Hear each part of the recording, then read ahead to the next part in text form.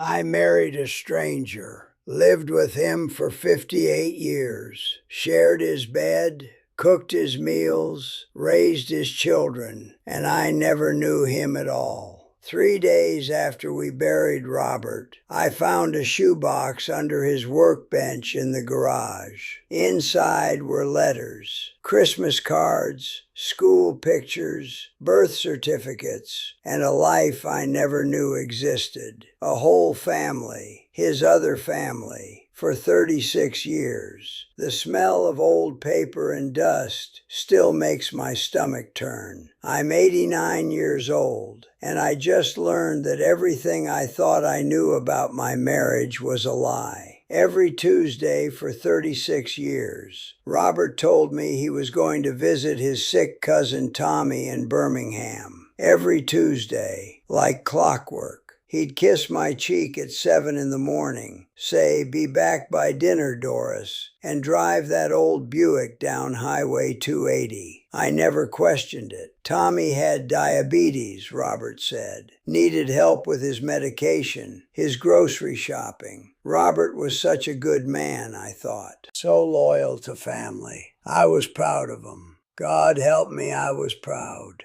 I packed him sandwiches for those drives. Made sure he had his thermos filled with coffee. Sometimes I'd add extra cookies, thinking Tommy would appreciate the kindness. I was helping my husband care for his dying cousin. That's what I believed for 36 years. The first letter I pulled from that shoebox was dated December 15th, 1971. "My dearest Robert," it began. "Thank you for the beautiful Christmas gifts. Little Melissa loves the doll you brought her. She keeps asking when Daddy Robert is coming back. I told her soon. I told her you love her. Angela and Marcus are doing well in school. Marcus made the honor roll again. I know you'd be proud. We all miss you terribly. Love always, Sharon." Sharon. I read that name 27 times before my hands stopped shaking. Who was Sharon? Who were Melissa, Angela, and Marcus? And why did Marcus call my husband Daddy Robert?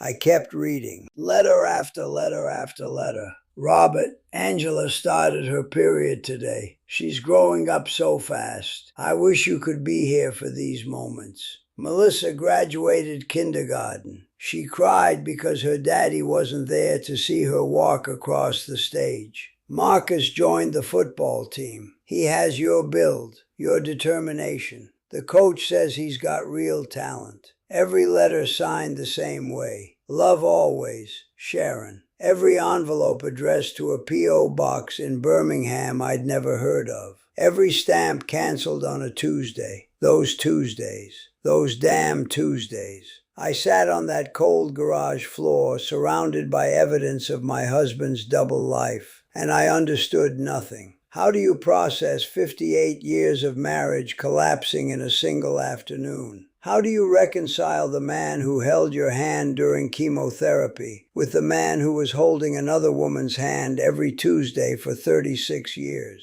The man who sat beside my hospital bed when I had my hysterectomy was the same man who was missing school plays and birthday parties and first days of school for children who called him Daddy. Children who weren't mine. Children I never knew existed. I don't know who needs to hear this, but if you're still listening, maybe you understand what it feels like when your entire reality shifts, when everything solid becomes quicksand. Hit subscribe if you want to know how deep this goes, because what I found next nearly killed me. The photographs were in a manila envelope at the bottom of the box. School pictures first. A little girl with pigtails and a gap-toothed smile. Melissa Williams, age 6, written on the back in Robert's handwriting. Williams. She had his last name, my last name. I kept flipping through them. Melissa at 7, 8, 9. The gap in her teeth closing. Her smile getting brighter. Then Angela. Beautiful Angela with Robert's eyes and his stubborn chin. Then Marcus. Lord, Marcus looked exactly like Robert did when I first met him. Same broad shoulders, same serious expression, same way of tilting his head when he concentrated. But these weren't old pictures. The clothing, the backgrounds, the photo quality, these were recent. Recent meant they were still alive, still out there, still calling him Daddy. I found graduation pictures. Melissa in a cap and gown, smiling beside a woman I'd never seen. The woman had to be Sharon. She was beautiful. Younger than me even now. Maybe 10 years younger. With smooth brown skin and kind eyes and the sort of smile that made you want to trust her immediately. The kind of smile I used to have, before life wore it down to something smaller, more careful. In every picture, Sharon looked happy. Genuinely, completely happy. Not the careful happiness I'd perfected over the years. Not the happiness that came from making peace with disappointment. Real happiness. The kind that comes from being loved exactly the way you are. Robert's arm was around her waist in some of the pictures. His hand on her shoulder in others. In one, he was lifting a laughing Melissa onto his shoulders, while Angela hugged his leg and Marcus stood proud beside them. They looked like a family. They looked like the family I thought Robert and I had built together. But their family was bigger, louder, more joyful, more complete. In our family photos, Robert always looked slightly distracted, like he was thinking about something else, somewhere else, someone else. I used to think it was work stress, or worry about money, or just the natural seriousness that comes with being the head of a household. I never imagined he was thinking about getting back to Birmingham, getting back to Sharon, getting back to the family that felt like home in a way ours apparently never did. There were birthday cards in the box too, dozens of them. To my wonderful stepdad, Robert, thanks for being the best dad a girl could ask for. Happy Father's Day to the man who chose to love us. Stepdad, that word hit me like a slap. Robert wasn't their biological father. He chose them, chose to love them, chose to show up for them every Tuesday for 36 years. Chose to miss dinners with me so he could read bedtime stories to them. Chose to lie to me so he could be honest with them. The worst part? They knew about me. In one of Sharon's letters she wrote, I know this is hard, keeping two lives separate. I know Doris is a good woman, and I would never want to hurt her. But the children need their father, and I need my husband. Even if it's only 1 day a week. Husband. She called him husband. They had their own wedding pictures in that box. Not legal papers, I checked, but pictures of them at some sort of commitment ceremony in 1974. Sharon in a simple white dress. Robert in the same suit he wore to our daughter Linda's wedding 2 years later. Same suit, different bride, different promises. They'd had their own private ceremony 3 years after he and I were already married. In their minds, in their hearts, they were married too. Someone once told me there are rules that change after 60. One of them says that the person you trust most after 60 is the most dangerous. I learned that the hard way. The guide that taught me this is in the description below this video. I kept reading, kept discovering, kept learning about the life my husband lived when he wasn't with me. Sharon worked at the VA hospital in Birmingham. That's where they met. When Robert went in for his physical in 1971, she was a nurse. Divorced with 3 young children. Lonely, like he was, I suppose. Though I never knew he was lonely. He never told me he was lonely. In Sharon's letters, she talked about how Robert saved her family, how he brought stability and love and laughter into their house, how the children had thrived under his care, how Marcus had gone to college on a football scholarship, how Angela had become a nurse like her mother, how Melissa had married a good man and given Robert grandchildren he never told me about. Grandchildren. Robert was a grandfather to children I'd never met. Children who sent him Father's Day cards and Christmas pictures and thank you notes for toys and college tuition money I never knew he was spending. Our own children, Linda and Robert Jr., always wondered why their father was so distant, why he never seemed fully present at their games or recitals or graduation ceremonies, why he was always checking his watch, always eager to leave family gatherings early. I told them he was just tired from work, just overwhelmed with responsibility, just the way men of his generation showed love, quietly, without a lot of fanfare. I made excuses for him because I thought I understood him, thought I knew why he held himself back from us. Turns out he wasn't holding back. He was saving the best of himself for Tuesday, for Sharon, for the family that got his real smiles, his full attention, his whole heart. We got the leftovers, the tired version. The man who showed up physically but had left his soul 60 miles away in a house I'd never seen with people I'd never met. The checking account statements were in the box too. Every month for 36 years, Robert had been writing checks to Sharon Williams. Not loans, not gifts, regular support. $500 a month in the 70s, $1,000 in the 80s. $1,500 in the 90s. By the time he died, he was sending her $2,000 a month. Money that came from our joint account. Money I helped earn during the years I worked at the phone company. Money I thought we were saving for our retirement, for our grandchildren's college funds, for the cruise we were planning to take for our 60th anniversary. Money that was keeping another family comfortable while I clipped coupons and shopped sales and worried about whether we had enough saved for my medications. I was living like a widow for 36 years while my husband was providing for his real family. The family he chose, the family he loved more than duty and obligation required, the family he was willing to lie for, steal for, abandon me for, one day every week for over 3 decades. The last letter in the box was dated just 2 weeks before Robert's heart attack. "My darling Robert," Sharon wrote,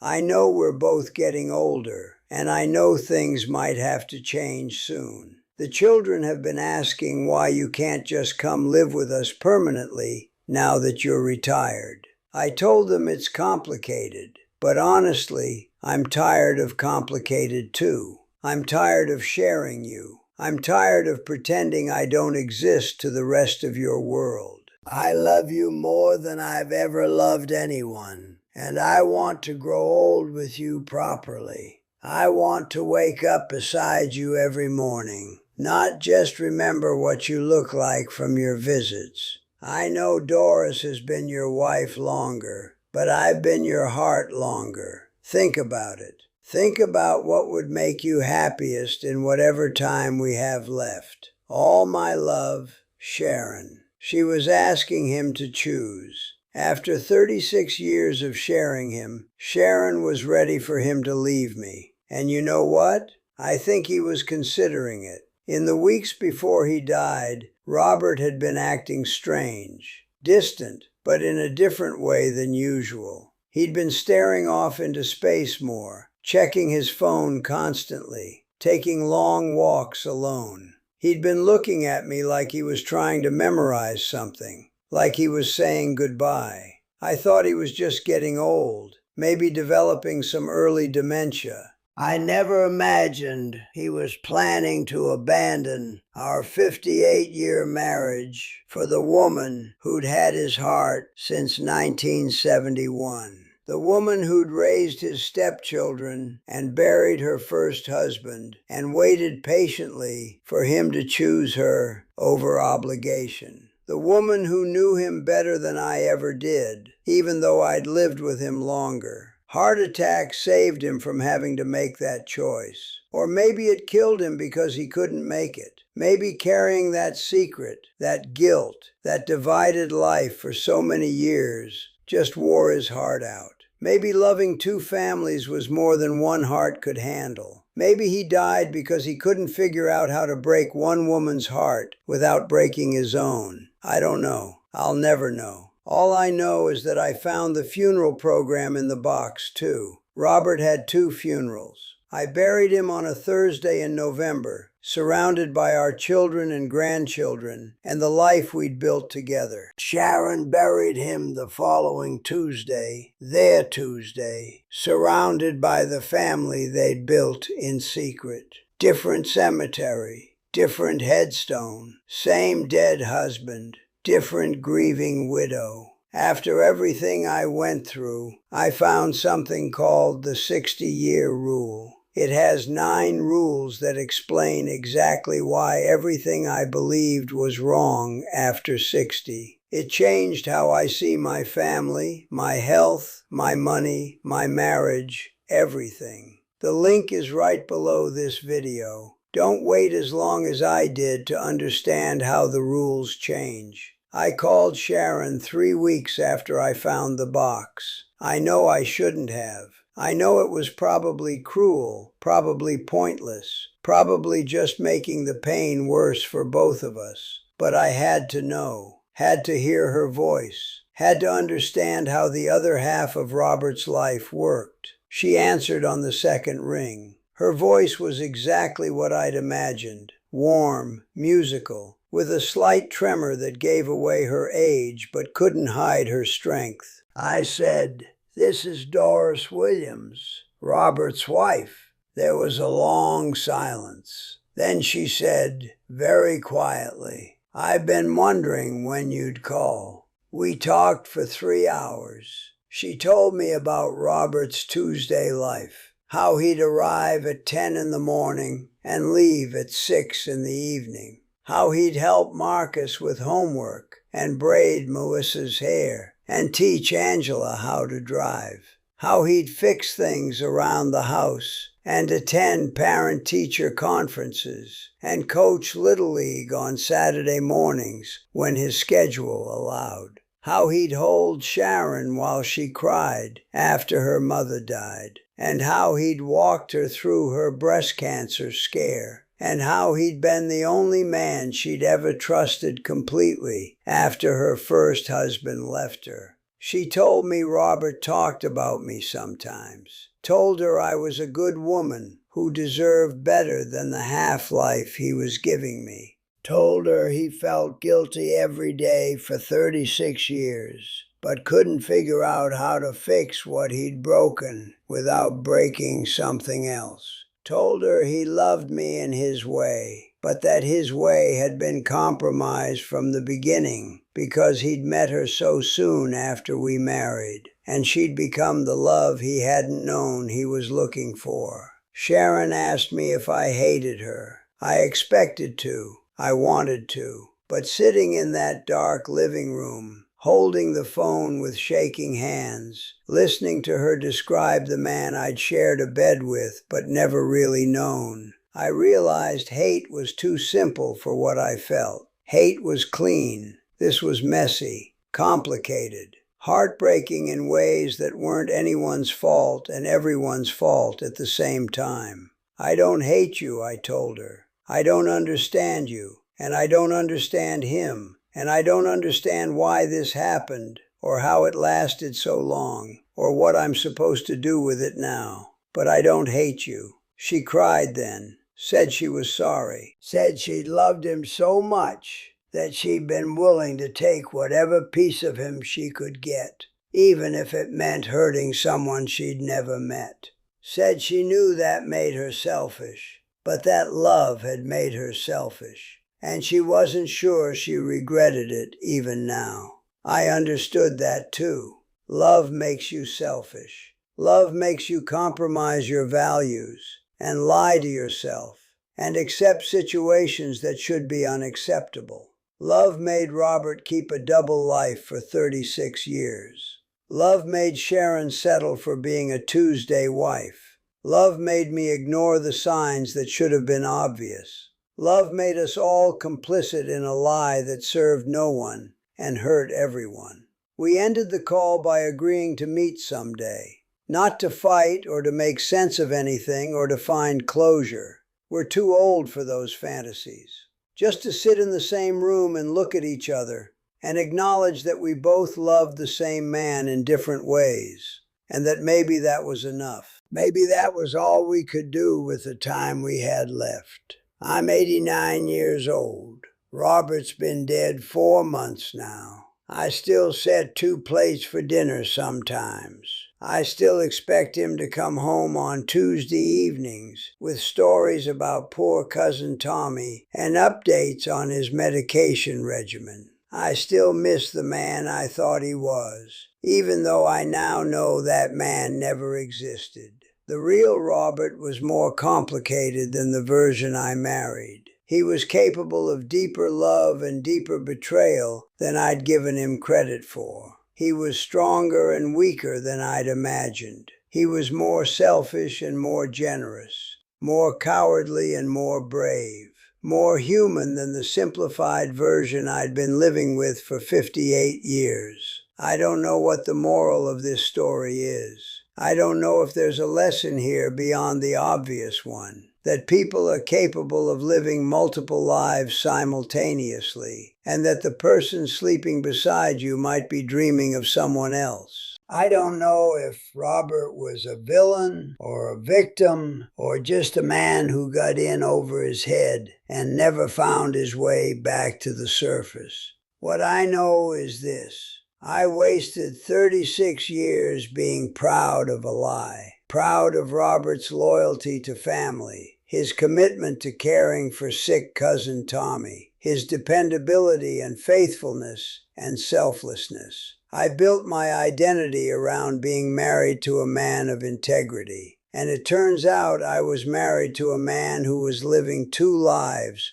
with remarkable integrity. He was faithful to both of us, loyal to both families, dependable in both worlds. He just never figured out how to be whole in either one. Maybe that's the tragedy. Not that he lied, but that he loved too much and too completely and couldn't figure out how to choose. Maybe that's the lesson, that love isn't always enough, that good intentions can create terrible situations, that keeping secrets to protect people sometimes destroys them in ways the truth never could have. That being 89 and alone and learning that your marriage was a part-time job is still better than being 89 and alone and never having been loved at all. I don't know. I'm still figuring it out, still deciding what to do with these pictures and letters, and the knowledge that somewhere in Birmingham there's a woman who misses Robert just as much as I do, maybe more. Still trying to understand whether I should feel betrayed or grateful or both. Still learning how to be a widow to a man who was never completely my husband. But I'll tell you one thing I know for sure. If you think you know someone completely, you're probably wrong. And if you think your secrets are protecting the people you love, you're definitely wrong. The truth always comes out eventually. Sometimes it just waits until you're dead to do it.